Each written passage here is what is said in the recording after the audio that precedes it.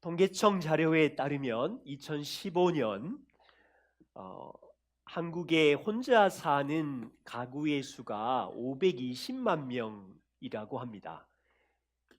이건요, 우리나라에 1900만 가구가 있는데 27%라고 해요.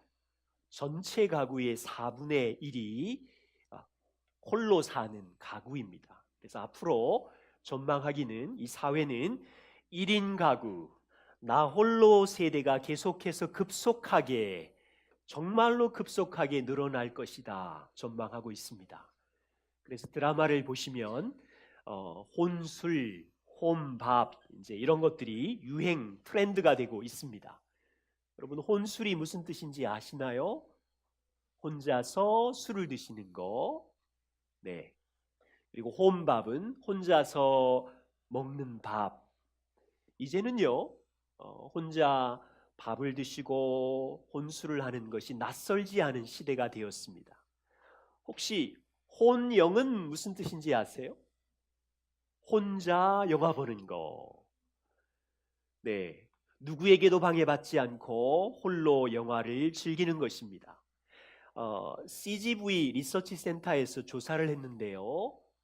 요즘 20대 여성이 혼자 영화를 보는 비율이 22.6%라고 합니다. 이게 어느 정도냐면 20대와 30대 남녀를 다 합하여서 1인 관객의 71%래요. 그러니까 저도 깜짝 놀랐어요. 20대 여성이 이렇게 홀로 영화 보는 일을 즐거워하고 있구나. 한 경제학 교수님이 말하기를 요즘 나 홀로족의 증가는 사회성과 연관이 있다. 왜냐하면 모임과 만남을 불편하게 여기는 이 스마트 시대의 한 면인데, 여러분, 이 스마트폰을 가지고 계속 쳐다보는 사람들은 깊은 교제나 만남을 힘들어할 수 있대요.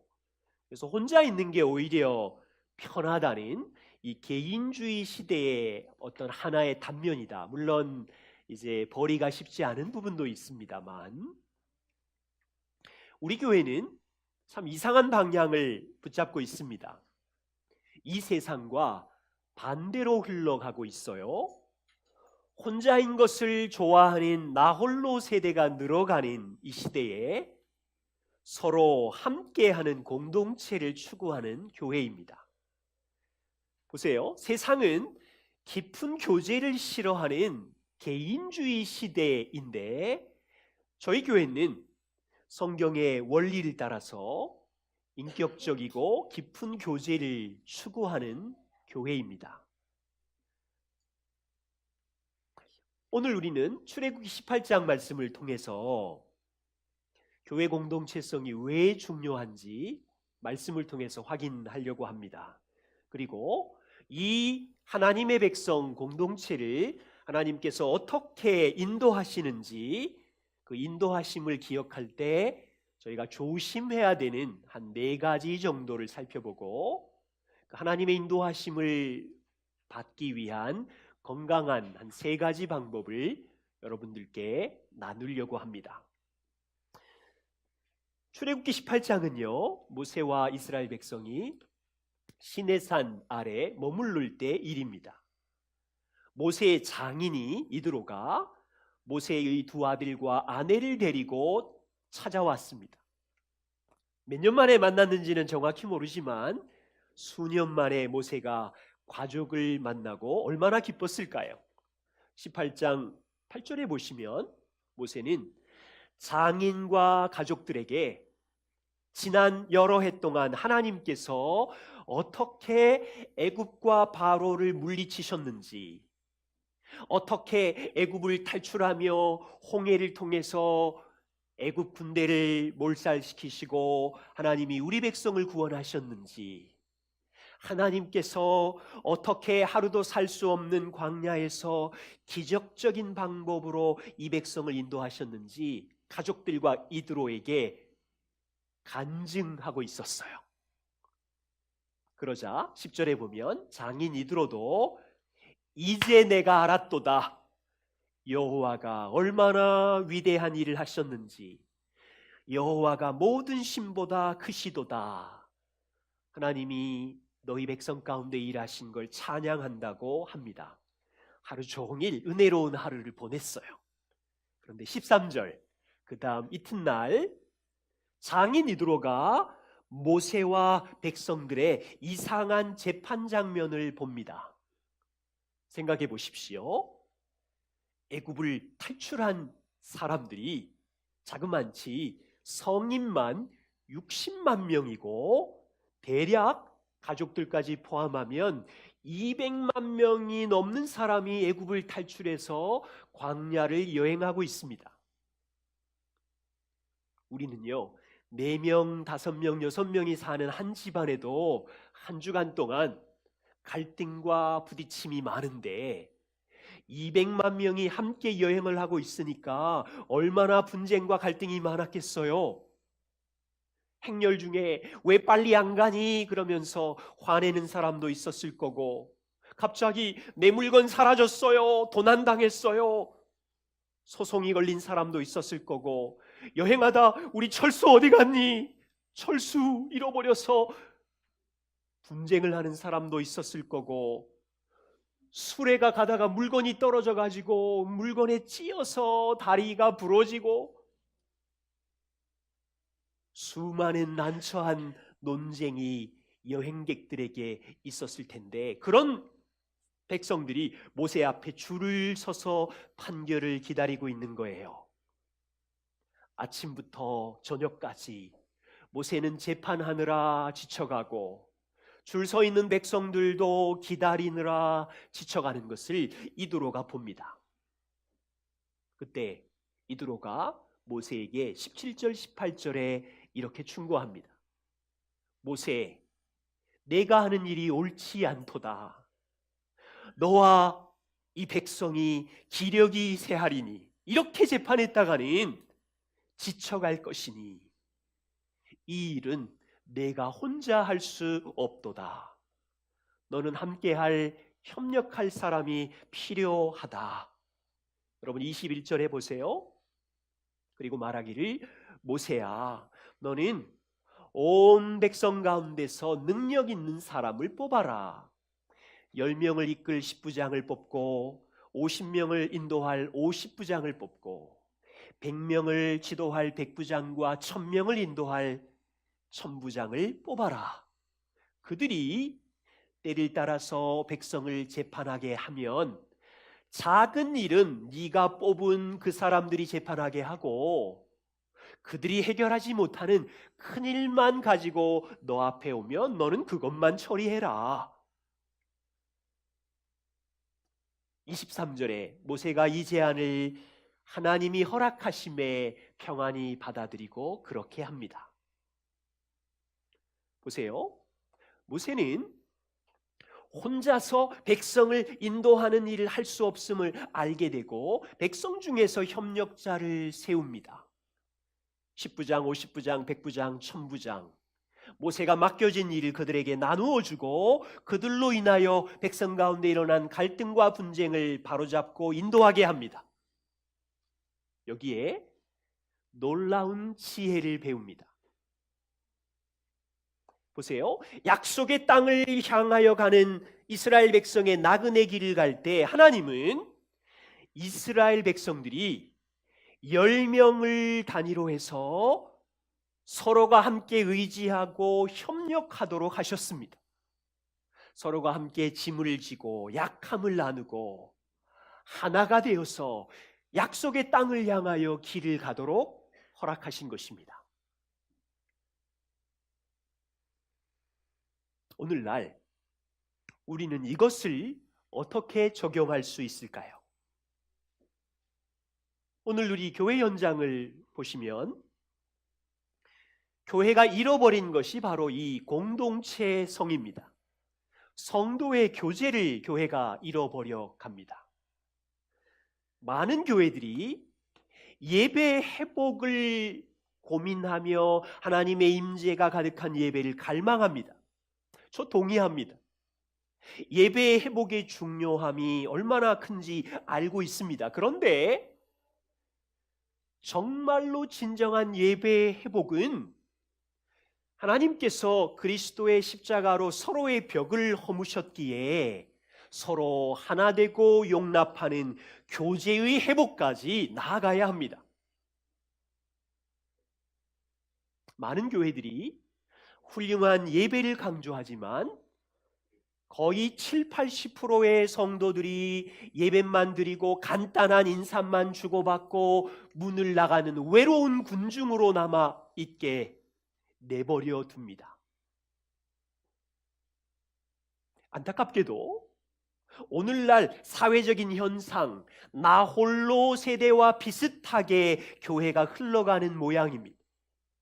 교회가 이것을 담고 있으면 위험합니다.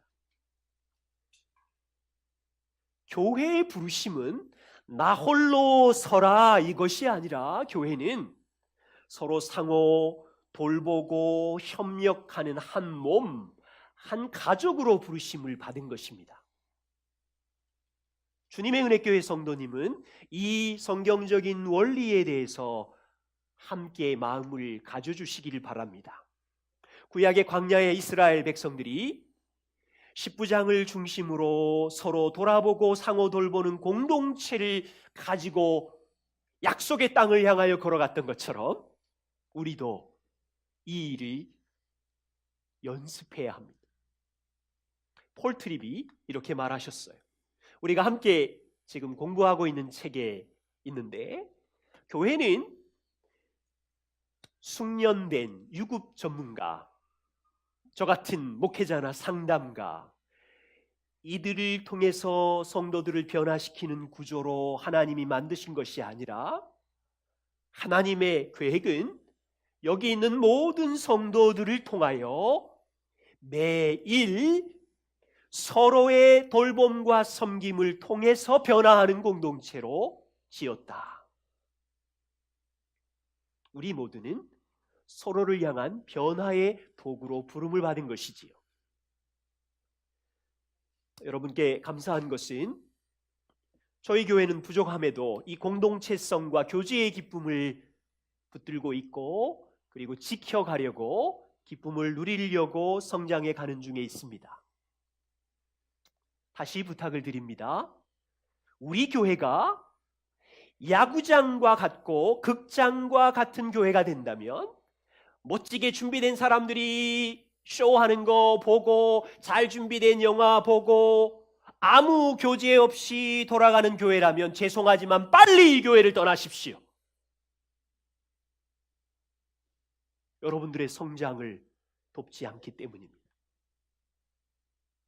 교제가 없는 교회는 위험합니다. 저는요, 교회가 숫자가 많고 재정이 많은 것을 싫어하는 사람이 아니에요. 숫자가 많고 재정도 여러분이 물질의 은사를 받아서 넉넉해서 헌금도 많이 하면 좋겠어요. 그런데 저의 마음은 복음 안에서 함께 성장하는 성도의 교제가 없는 교회의 위험성을 말씀드리는 거예요. 같이 이 교회의 건강한 공동체성을 해가 더할수록 쉽지 않을 수 있습니다. 저와 우리가 아주 깊숙한 곳에 까칠한 죄성을 갖고 있기 때문에 함께 우리의 본성과 숨겨진 깊은 우상과 죄가 들통날 때마다 서로 밀쳐내고 함께 있고 싶지 않겠지만, 주님이 우리를 사랑하시고 용납하시기에 이 공동체성을 끝까지 지키는 교회, 허물과 아픔을 가진 누구나 들어와서 주의 사랑을 여러분들을 통하여 받는 교회를, 그래서 같이 여행하기를 부탁드립니다. 우리가 하나님의 인도하심을 받아갈 때 먼저 조심해야 할 서너 가지를 말씀드립니다. 이 많은 내용은 우리 케빈 드영 우리가 함께 읽었던 왜 하나님이 우리를 인도하시나 책에서 나누는 것입니다. 첫 번째는 사람들은 때때로 하나님의 인도하심을 기억할 때 아주 독특한 방법을 좋아하는데 이것을 조심해야 합니다. 예를 들면 사람들은 종종 하나님이 나에게 음성을 들려주십시오, 환상이나 꿈을 보여주십시오, 기적적인 사인을 주십시오, 그러면 하나님의 인도하심인 줄 믿고 가겠습니다. 이렇게 특별한 독특한 방법을 하나님께 자주 요청하는 분들을 조심하십시오. 물론 하나님은 사도행전에 때로는 독특한 특별한 방법을 사용하십니다.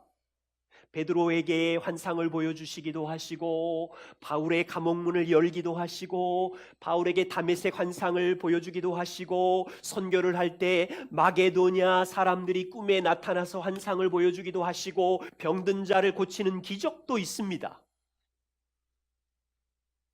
이걸 가지고 종종 오늘날의 성도님들도 이런 방법을 기대하고 주십시오 기도하는 경우가 많이 있는데 조심해야 합니다. 왜냐하면 사도행전의 이런 독특한 인도하심은 질문이에요. 일반적인 방법입니까? 인생에 한두 번 있는 비범한 특별한 방법입니까? 이런 인도하심은 일반적인 방법이 아니에요. 사도들에게도 일반적이지 않아요. 바울의 인생에서도 몇 번 없는 일이고 드물고 독특한 방법입니다. 바울은 대부분 일상의 삶에서 우리처럼 선택하고 스스로 결정하면서 믿음의 걸음을 갔습니다. 사도들은 거의 매일 천사들의 환상을 보고 꿈을 꾸지 않았습니다.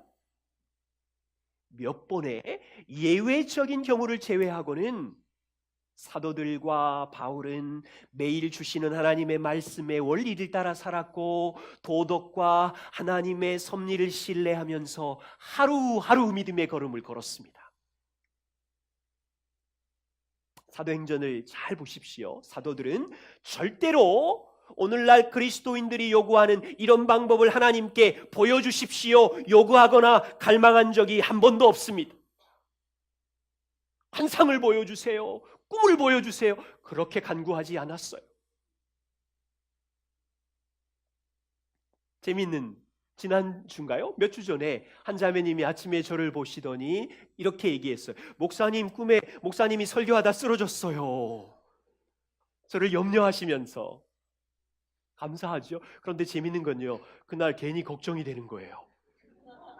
나 설교하다 쓰러지면 어떡하지? 그날 굉장히 피곤했었거든요. 갑자기 몽롱해지고.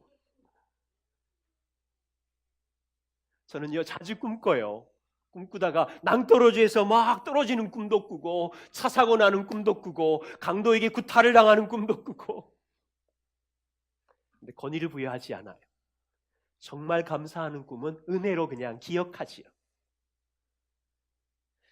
하나님께서 여러분들의 삶을 인도하실 때 정말 평생에 한두 번은 환상이나 꿈의 비범한 방법으로 말씀하실 수 있습니다만, 그러나 이런 특별 예외의 방법을 일반적인 인도하심으로 알고 자주 갈망하고 추구하지 마십시오.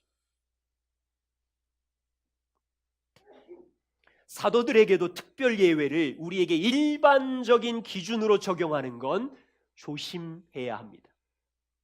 두 번째는요, 열린 문을 지혜롭게 사용하십시오. 많은 성도들이 하나님이 나에게 문을 열어주셨습니다 라고 말하기도 하고, 반대로 우리가 원하는 대로 안 되면 하나님이 내 인생의 문을 닫았습니다 라고 표현합니다. 물론 어떤 경우는 가능해 보입니다. 하나님, 복음을 전하고 싶어요. 전도의 문, 복음의 문을 열어주세요. 하나님, 저가 아버지인데 가정에서 공급자가 되어야 되잖아요. 직업의 문을 열어주세요. 하나님, 저 사람과 화해하고 싶은데 저 사람의 마음의 문을 열어주세요.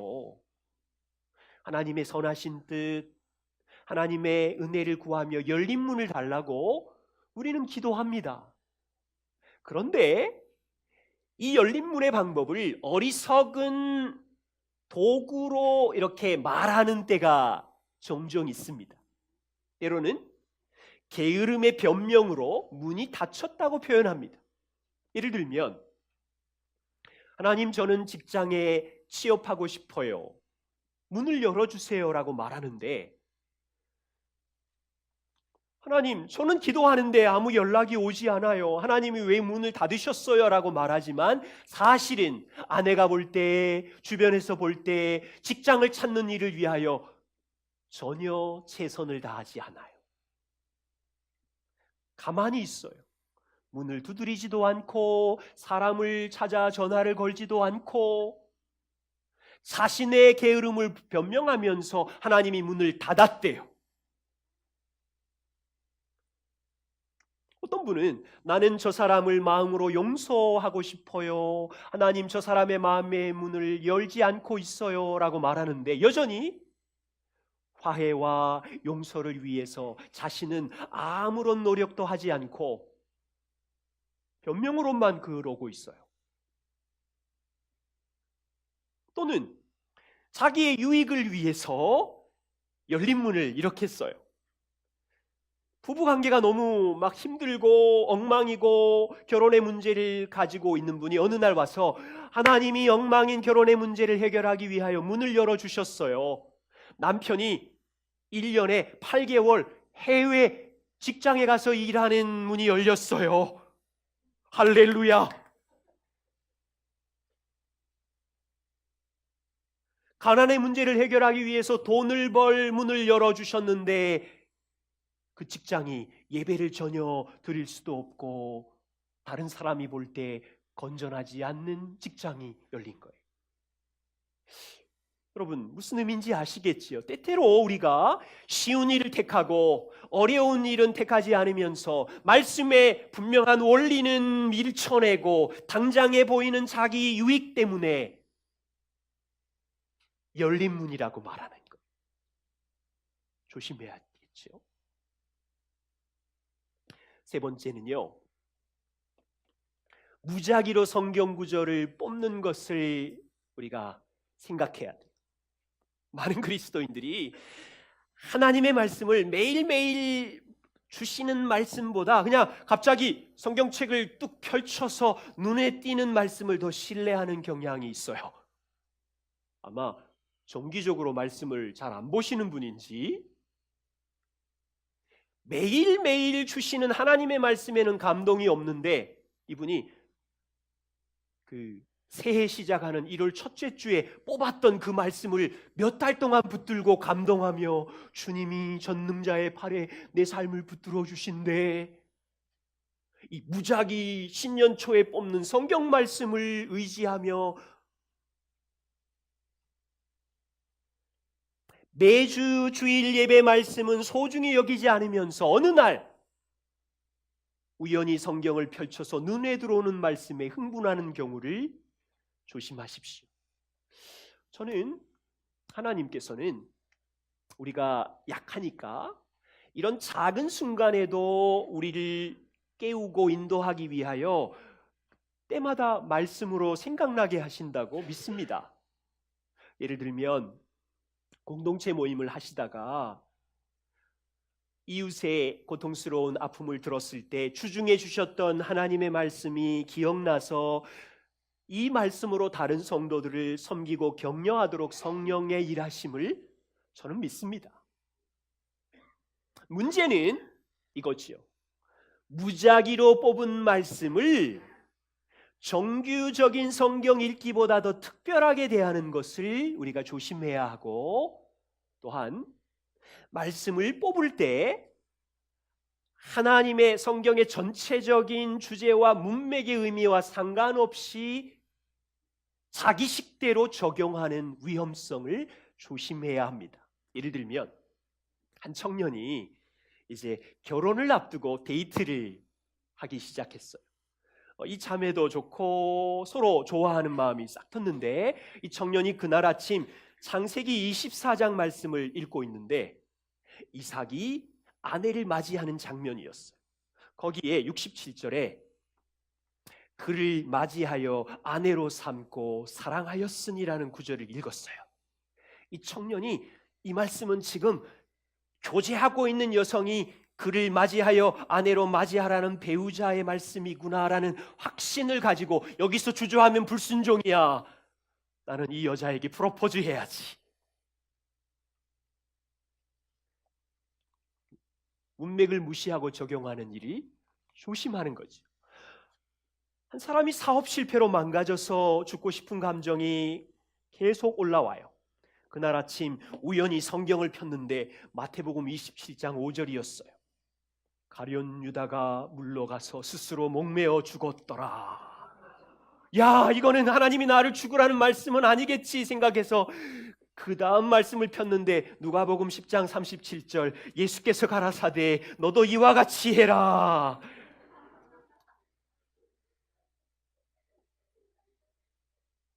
이거 너무 극단적인 이야기지만 많은 성도님들이 성경을 묵상한다고 하면서 성경의 문맥과 하나님의 그 큰 줄기의 마음은 다 무시하고 자기 상황에 다 끼워 맞추는 주관적인 성경 해석이 위험하다는 것.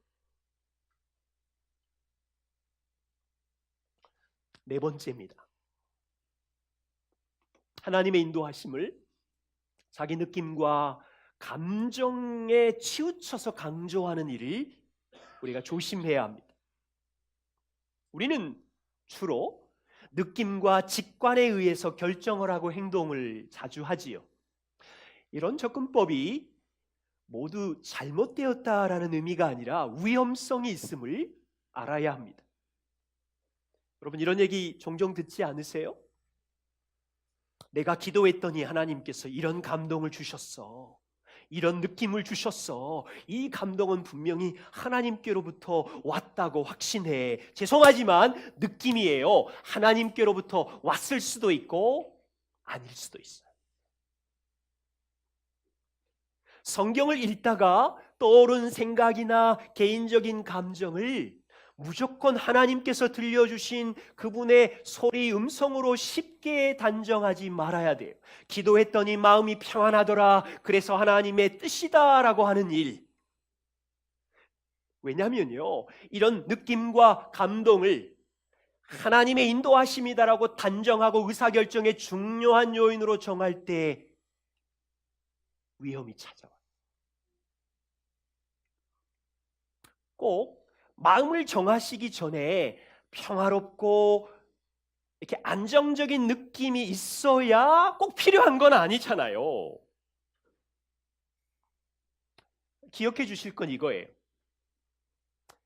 감정과 느낌은 느낌이고 감정일 뿐이다. 우리의 역할은 내게 있는 이 느낌이 하나님의 말씀에 얼마나 합당한지를 분별하는 것이 필요해요. 예를 들어서 오늘 느낌이 너무 힘들다고 나 예배할 마음 없어. 그 느낌에 순종해야 돼 라고 한다면 오늘 누가 여기 제정신으로 예배하고 싶은 사람이 있어요? 남자분들 다 피곤하신데.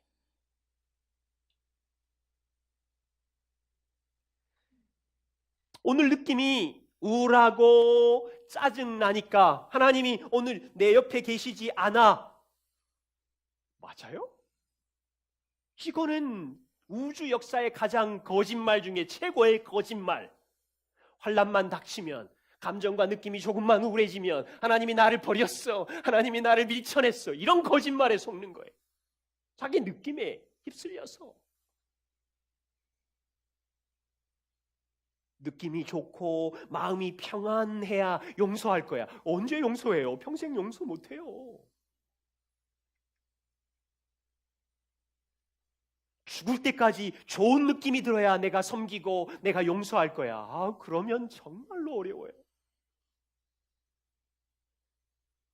하나님의 말씀이기에 느낌과 감정이 괴롭고 고통스럽지만, 감정은 죽을 것 같이 싫지만, 이런 처참한 나를 주님이 용서해 주시고 용납해 주시고 보배라고 하시니 이해가 되지 않음에도 내가 나 자신을 주님의 말씀으로 보고 이런 용서와 용납을 받았으니 용서하고 용납하는 것. 그때 느낌이 좋아서 아닐 수도 있어요. 네 가지를 말씀드렸습니다.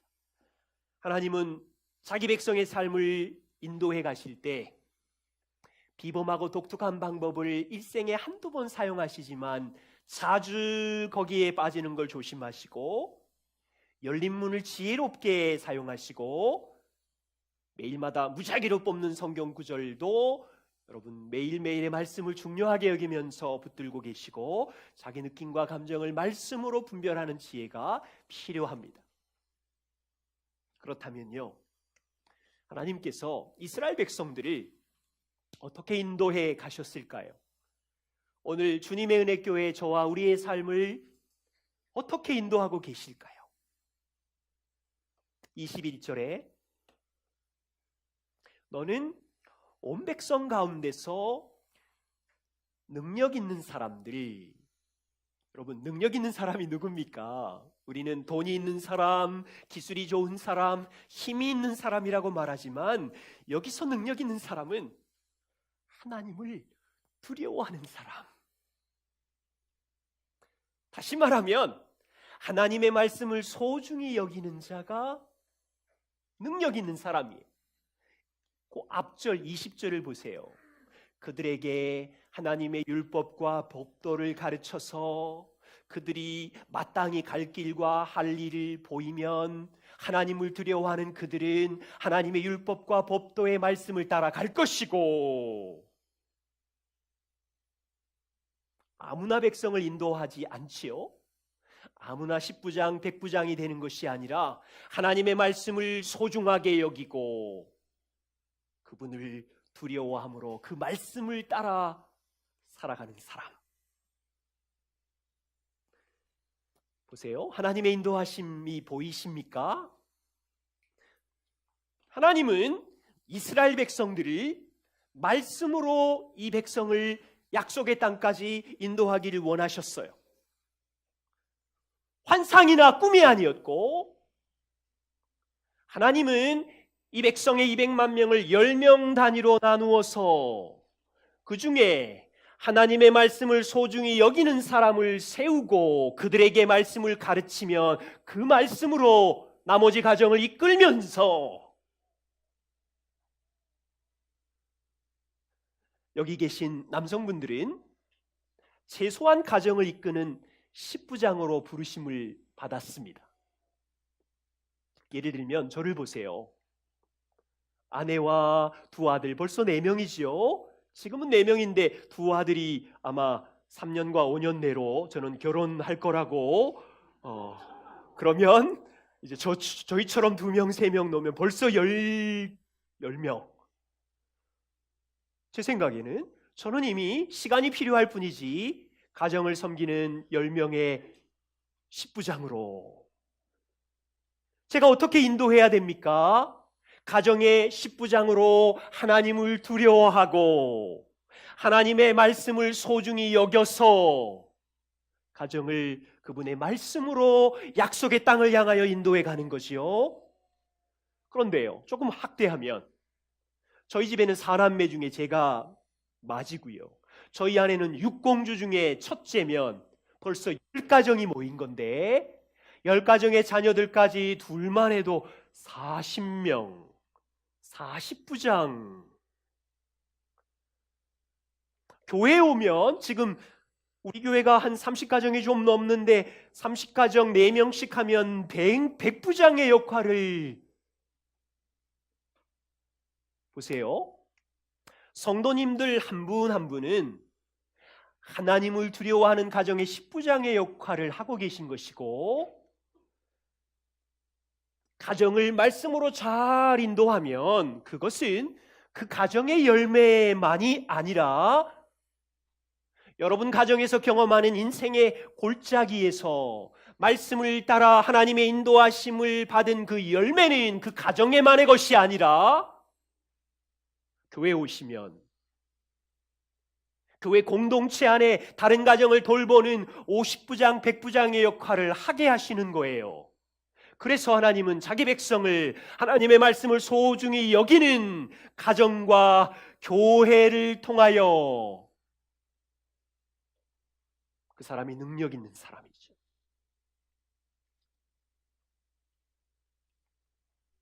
두 번째는 21절에 10부장과 50부장, 100부장은 어떤 사람이냐면 진실하며 불의한 이익을 미워하는 자를 살펴서 세우라. 이 사람은요, 자기 이익을 구하지 않고 하나님의 말씀의 열매를 맺은 사람이에요. 이 사람은 이미 보세요, 짧은 시간 속에서 10가지 재앙을 통하여 하나님의 구원의 행하심을 보았고, 홍해의 하나님의 전능하심과 통치하심을 보았고, 광야의 하나님의 공급자와 다스리심을 보며 하나님의 말씀을 소중하게 여기는 진실한 사람인데, 그 사람은 자기 이익을 미워하는 자이고, 이런 마음을 가진 사람이 너희 가운데 너희 10가정을 끌고 갈 텐데 너희는 그 사람에게 배우며 그 사람의 지혜로운 겉면에 귀를 기울이며 하나님의 인도하심을 받아서 약속의 땅까지 들어가라.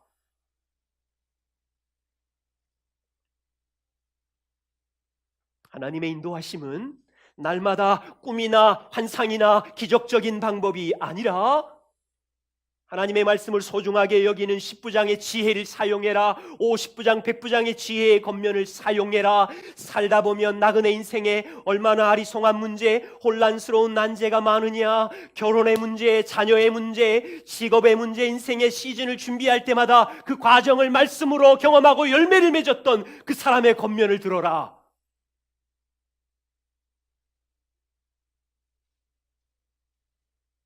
하나님이 어떻게 인도하십니까?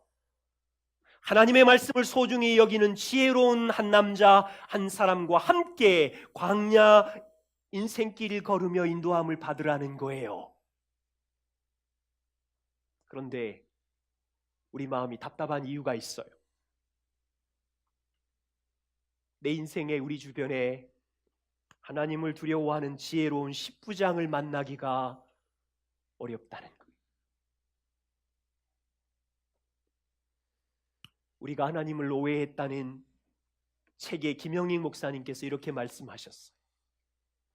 오늘날 교회 안에 경건한 어른이 그립다. 너무 마음이 짠해요. 여기서 어른이란 목사나 장로의 직분이 아니다. 나이가 많거나 사회에서 성공한 사람을 경건한 어른이라고 하지 않는다. 경건한 어른이란 하나님을 정말 아는 사람, 상한 심령으로 하나님 앞에 나아갈 줄 아는 사람, 사람들에게 자기의 성공을 자랑하지 않고 자신의 약함과 내면의 죄를 정직하게 드러내어도 자기의 정체성을 손상하지 않고 하나님을 신뢰하는 사람이다. 오늘 우리 시대의 슬픔의 고통은 경건한 어른이 눈에 잘 안 보인다입니다. 그런데 언제까지 슬픔만 하고 있을까요? 우리가 함께 성장해서 인생의 말씀으로 인도하는 자충우도라는 모든 열매로 이제 경건한 어른으로 자라야 되지 않겠어요? 우리가 먼저 가정을 말씀으로 잘 인도하는 10부장이 되어야 하고, 우리가 가정을 말씀으로 인도하는 열매로 여러분 선교지에 뛰어나가서 선교하는 것도 하나님의 나라이지만 여러분 가정을 하나님이 통치하시는 다음 세대와 가정으로 세우고 그 열매로 교회 공동체에 오셔서 여러분이 신음하고 경험했던 동일한 아픔을 가진 그 다음 세대의 가정을 말씀으로 섬겨주신다면 이곳이 하나님의 나라가 되고 이 교회가 도시 안에 빛을 비춤으로 주의 통치를 세우는 거지요. 여러분, 잃어버린 하나님의 교회 공동체를 함께 회복해 가십시다. 부디 세상의 영역에서 주님이 주시는 은사로 말씀으로 하나님의 나라를 세상 속에서 세우시고, 그리고 이 교회 공동체 안에 여러분이 맺으신 열매로 하나님의 나라를 함께 세워 가십시다. 그냥 우리 집만 나만 행복하면 끝이라는 이 생각을 뛰어넘어서 함께 주의 나라를 세우십시다. 마지막 세 번째는 간단히 말씀드릴게요. 하나님의 인도하심의 가장 중요한 한 가지는 기도입니다. 왜 기도합니까? 하나님의 말씀의 원리를 이해하고 싶어요. 하나님 말씀의 지혜를 깨닫게 해주세요. 그럴 때 성령께서 이 말씀의 지혜를 깨달으며 하나님, 지혜로운 좋은 자, 공동체를 주세요. 기도하고 인생의 어려움과 생각지 않은 결과들이 왔을 때 하나님의 주권 아래 잠잠할 수 있도록 기도하는 거죠. 그때 고난이든 형통한 날이든 하나님을 신뢰함을 배우고 주님이 누구인지를 알아갈 수 있습니다. 주님의 은혜교회 성도 여러분, 하나님의 인도하심을 받고 있습니까? 무엇으로 인도하심을 받고 있습니까? 꿈, 환상, 무작위 성경 구절, 느낌과 감정으로 인도함을 받습니까? 하나님의 말씀과 그 말씀으로 살아가는 열매를 가진 함께 있는 동료와 은혜의 보좌에 나아가 기도로 인도함을 받습니다.